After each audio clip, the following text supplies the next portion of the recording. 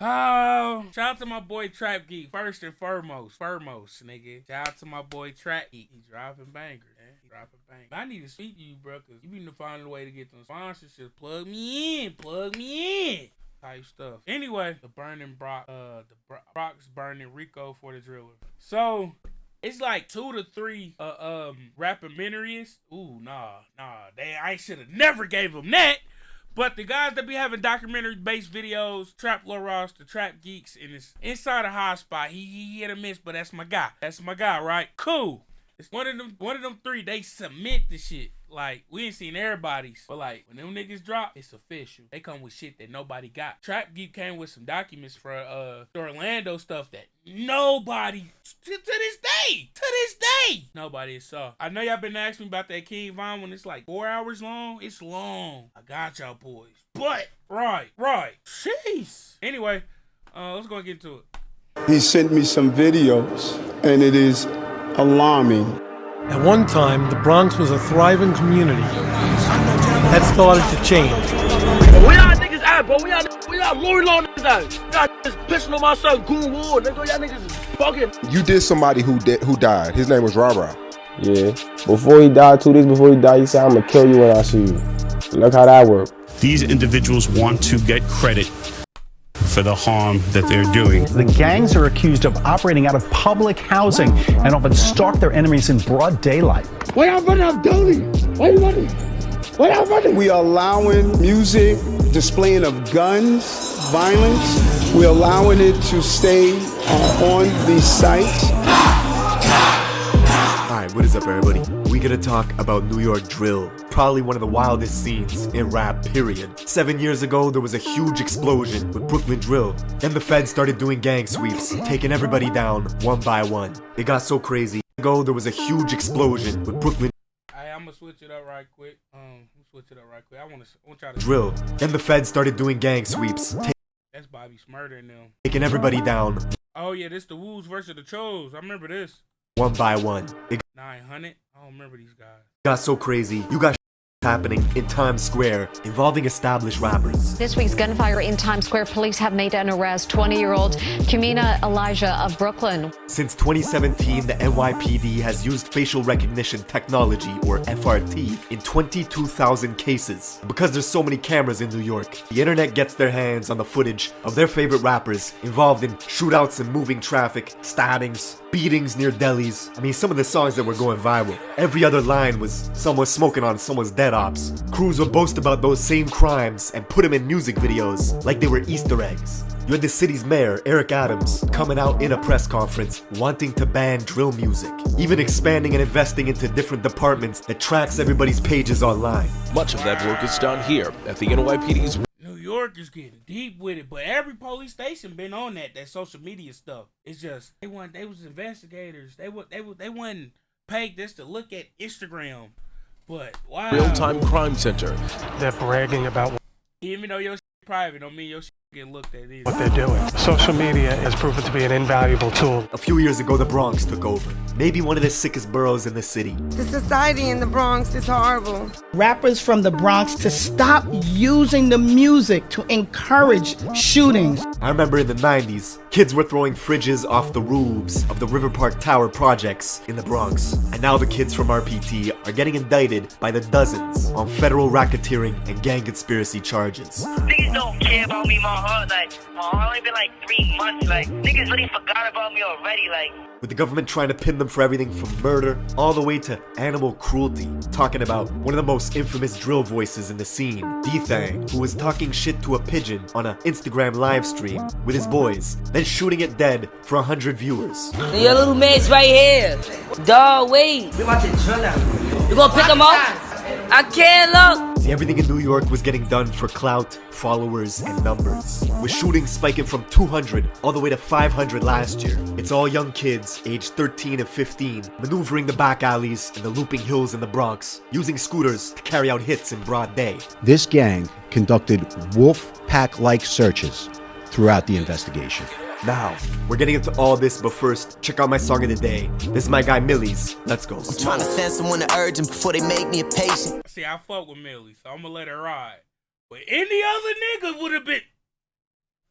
Get a penny. You fuck you down about. With the stroller in a hospital hallway pacing. Put it on my mama, I was young, broad day, my shit blazing. Shooting at out of towners when I close, when I'm aiming. My only mission was to stay alive, I'm trying to make a killing. The bitches left me, I was broke, I had to get about my feelings. I try to tell my youngest not to slide, but they too busy drilling. And I've been trying to ease my pain, I'm popping perks like penicillin. Alright, we're going to the Bronx to understand this story. Get ready to see wild shit. I mean, you got gangs dressing as Squid Games for Halloween, and it's not to go trick-or-treating. For the last 2 summers, Bronx drill was everywhere. On TikTok, radio stations. That's crazy to me, because they'll sit there and post these pictures on the ground. Alright, the only one I could really for sure recognize, that might be T-Dot. He's a little husky, wasn't he? T-Dot a little husky. But anyway, though, what I was trying to get to is, like, they'll post this shit on the gram and go do some stupid shit. And it's not to go trick-or-treating. For the last 2 summers, Bronx drill was everywhere. On TikTok, radio stations, you got 3 to 4 sets of different cousins, blood-related, all established rappers, beefing with each other because of block politics. That's my cousin. No, both of them are your cousins. Everybody's like, wait, hold up. They cousins, they're going at it, but he's cousins. Can't wait to see Auntie now. Huh. Because y'all are family, technically, could you ever see all of y'all reconciling? Nah, I don't think so. Wow. The music in the Bronx is super high energy, sometimes too high. Like these kids got ADD or something. The Bronx has the biggest dropout rate in all of New York, and it's becoming a problem. You got kids What they mean by dropout rate? Going to school in rival territories, with different campuses getting metal detectors in them to squash gang shootings. Jelly! OIK, you heard? What? This, of course, is the rapper Shy. Bro, this nigga really had to fight all his life. He had to fight. Shy K. All this nigga life, he really had to fight. God damn. EK, with 100 million views on YouTube in 2 years of rapping, coming out of the Cortland projects in the South Bronx, aka home of extortion. In 2009, the Cortland Homes was subject to a police sweeping called Operation Bad Apple, which took down 52 people for racketeering and gang conspiracy. The NYPD even went on to build a police building right across the street from the projects called PSA 7, even though a precinct and a Bronx Borough Court are literally a few blocks away. Cortland's home to popular rappers like B-Love and Shaike. Shah, who's known for having a deep-ass voice that doesn't really match his face, went to the rival school in Mott Haven campus, just 9 minutes away from his hood, where he would bug out towards any kid that repped the rival gang, the YGs. He was making posts talking about, bro, cause listen, bro, it's Mott Haven YGs. I never put over for my YGs. It's a Mott Haven. And he went to school over there? Hey, yo. This shit deeper than I thought. Hey, yo. I'm not really knowing how far shit is apart, but I know it's New York and it's a big city and shit is close. It's like that in Chicago. It's like that in, not Atlanta, but, Los Angeles. Like that in Houston, too. YG killer, even hopping on Instagram lives at 12 years old saying directly to a YG kid named Wulati that he was gonna spare him. What's up, Via Wulati? Huh? Yo, he said what's up, Via Wulati? I know, I'm not gonna jump you, I'm gonna jump nuts. 5 years later, Wulati would get murdered. See, the Young Gunners, or the YGs, is an infamous Bronx-made gang which started in 2003 in the Mott Haven houses and the Patterson houses, just 10 minutes away from Cortland. 2 detention centers in the Bronx, Horizons, and Right! I'm always tripping till I ain't, bruh. Crossroads are breeding grounds for gang recruitment, and the YGs were formed to combat the overwhelming numbers of Bloods in adult jails like Rikers Island.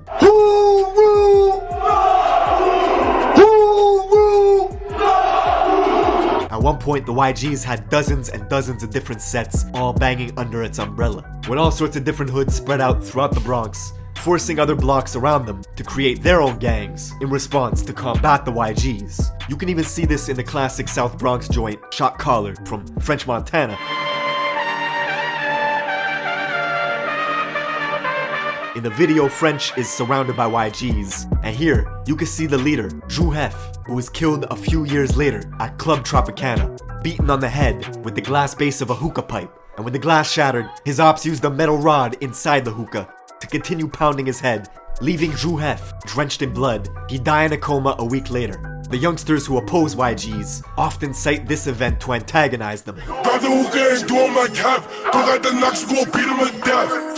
YGs were notorious for violence. That shit right, low-key. That's crazy. That's this. Themselves. Locals remember a horrific event that took place on April 16th of 2012 when a gang of YGs were drinking liquor on a hazy night, discussing who was the toughest in the crew. This crew of YGs made a 7-minute walk and stormed their rivals on Cortlandt Ave to see what they could catch. The Cortlandt. How far is a 7-minute walk? The average human walks 3 miles per hour. 5 minutes, that's like a quarter mile for 5-minute walk. 7-mile walk is a little bit over a quarter. Right. I was just trying to see how far they was walking to see how mad these niggas was. Cause like, it's one thing to be shitty and woo at a motherfucker, so you walk to go beat their ass. But like, depending on how long the walk is, determine how mad I feel like you is. These niggas was perturbed about Noah, cause that's where he about to head to. Buildings were empty, except for one kid. A 16-year-old named Noah Balla, aka Moses, was alone walking. Probably weighed about 90 pounds soaking wet. The YGs chased him, kicked him to the ground, and stomped him to death.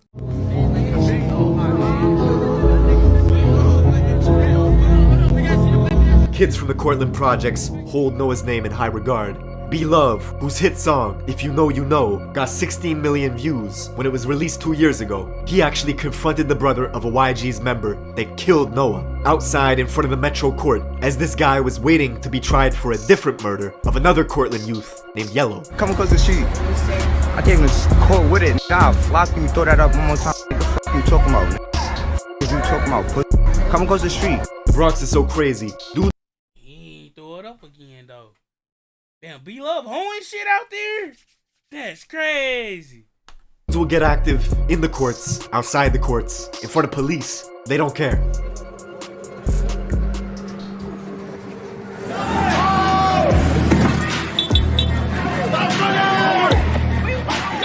Come here, Sean. I'm coming to court tonight. Now, Noah's death is brought up in dozens of drill songs, all to disrespect him and the Cortlandt projects. Notorious YG rapper D-Thang out of the River Park Towers, a YG stronghold in the West Bronx, made the song Wedgie Man This, Wedgie Man That. In it, D-Thang has a cold-blooded line talking about the beating of Noah. Just once I spin like a fidget, and we catch a hoppy going like that midget. So jelly fall back, I'm a clip on. That song is riddled with disses. The title itself sounds funny. Wedgie Man This, Wedgie Man That. It's a direct shot at Shy EK, the rapper from Cortlandt, who was caught on camera getting a wedgie. Drag him! Yo! Do you like my new song? Wedgie Man This, Wedgie Man That. Now D-Thang's home, RPT, the River Park Towers, alias the Death Towers, encompasses two 44-floor buildings and two 38-story buildings, standing over the Harlem River. 8 years ago, the feds took down 20 of their top guys, wiping out the... I didn't want to visit RPT. Damn near. I already told you I always want to go visit. This is, you know, I gotta get that chat cheesy, but RPT is like a whole little, yeah. River Park Towers, alias the Death Towers, encompasses two 44-floor buildings and two 38-story buildings, standing over the Harlem River. 8 years ago, the feds took down 20 of their top guys, wiping out the leaders, hiring security guards, and installing cameras to stop people from dealing drugs right outside. Then, the kids took over. One way in, one way out. So this is my brother for life, forever. They continued drug dealing, robbing. The feds were actually finding illegal weapons in the music videos, then tying them to shootings. You got shot, is that true? Yeah, we know. Word of my mother, we know.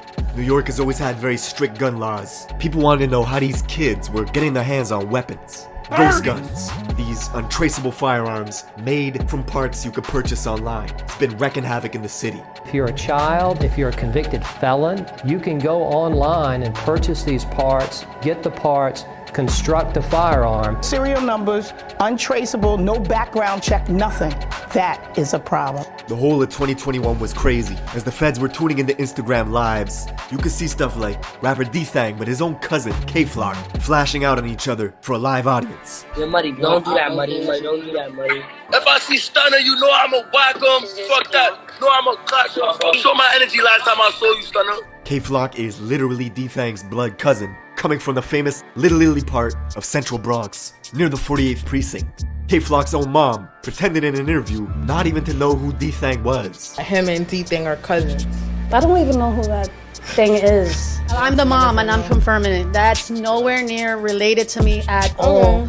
His gang DOA, or Dead on Arrival, is an allegiance of fire. So I'm saying, how they related then? If she's talking like that, like, can somebody spill the knowledge to a nigga down in the comments? You know, yeah.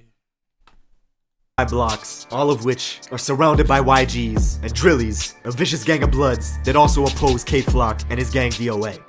Oh, Sa Flocka, come play. Come play today. You always playing on the internet. I want you to come play today. Now, because the fans knew K-Flock as a crash-out specialist who would film his gang endeavors all for social media. That's the title of the video! Crash Out Specialist? Oh my god, what the fuck? That's the title of the video! Media, this resulted in all his music getting more and more views. Let me tell y'all what he did, bro. This nigga gonna call me to a mansion party full of hot. Ask KK. Yo, I was there. We was in there, but who was there? That's what I'm saying. Knocker in there. Right the wrong nose. Now this would make his rivals upset and jealous. K-Flock would bring them into Instagram lives just to argue with them. Bro, y'all of scariness. I was volleying y'all. You never did nothing to me though. Really never did nothing to me. That kid he was talking shit to is Rajiz, a YG member from the 800 block, literally a 15-minute walk away from K-Flock's hood. Now just 2 weeks after they had that argument on live, this YG kid Rajiz would preview a track called Real Facts, where he was going after K-Flock. Hey yo, kicking out, let's with the facts.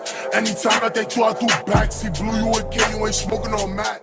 While this was going on, the feds were catching these same YG kids on surveillance cameras, carjacking Toyota Camrys, Mercedes Benzes, even robbing someone at gunpoint. A month later, on July 11th, those same YG goons were hunting in DOA territory, K-Flock's neighborhood. They only had to drive 6 minutes before stumbling upon a 13-year-old kid named J-Rip, who looked up to K-Flock with huge admiration.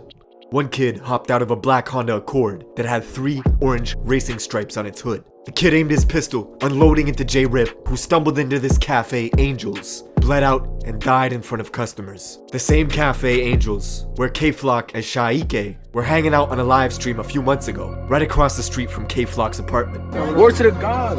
Don't slide. Don't try to go like doing some stupid shit. Word of J-Rip's murder got out quickly that day.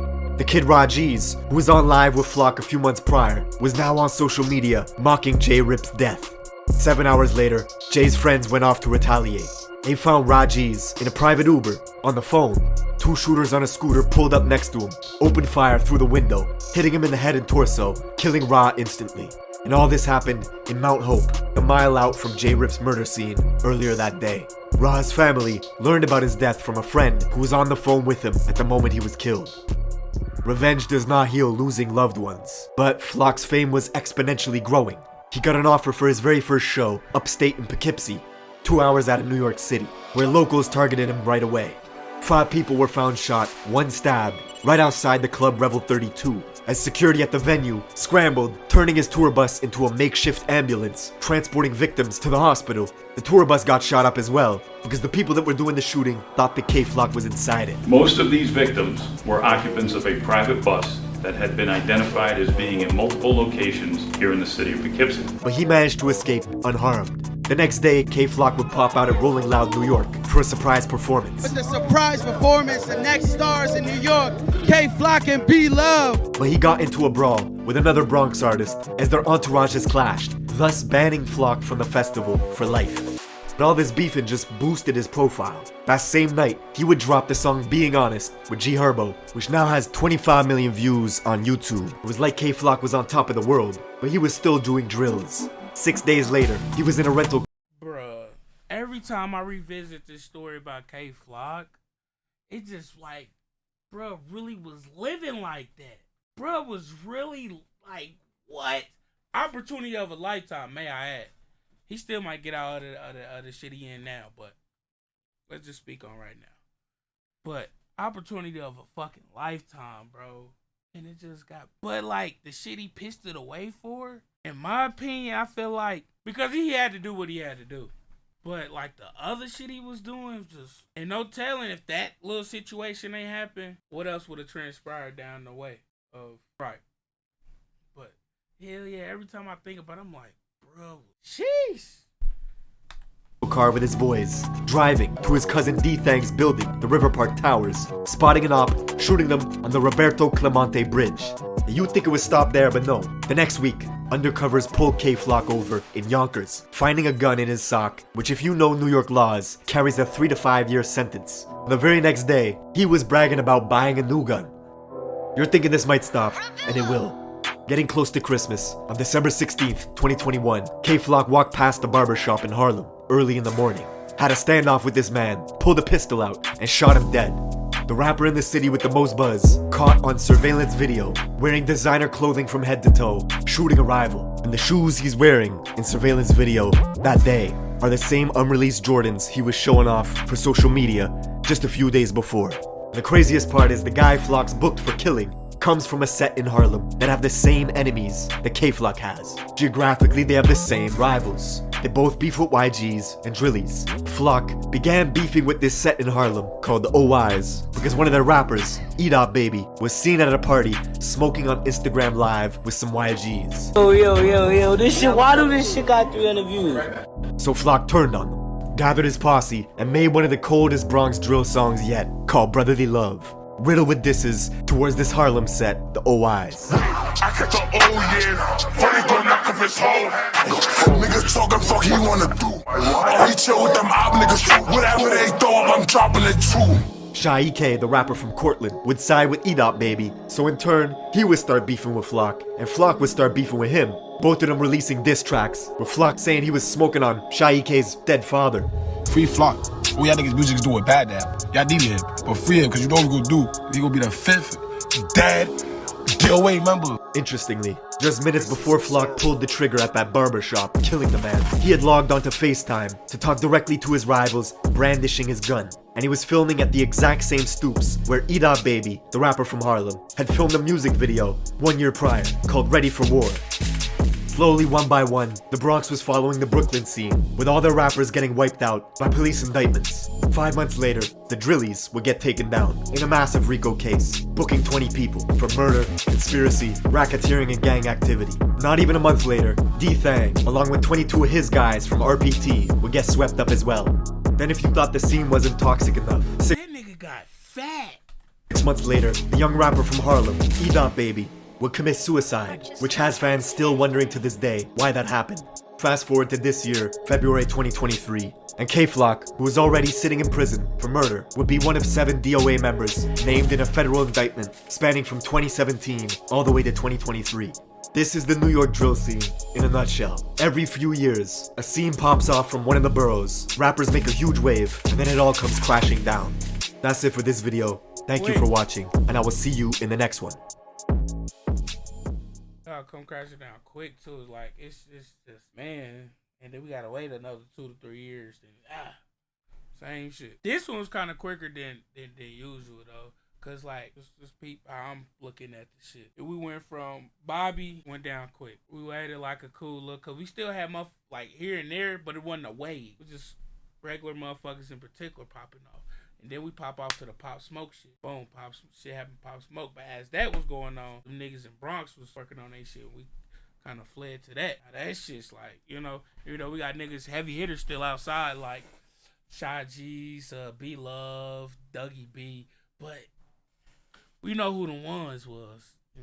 They in jail, man. But I told you, this nigga be having shit. I seen clips that I've never seen before. I seen goddamn documentation I never seen before. Some more shit. But man, shout out to Trap Geek, man. That's my boy, man. I really need to change numbers with him though. But yeah though. Let me know how you feel about this video down in the comment section down below. And that's your boy Snor. I'm gone.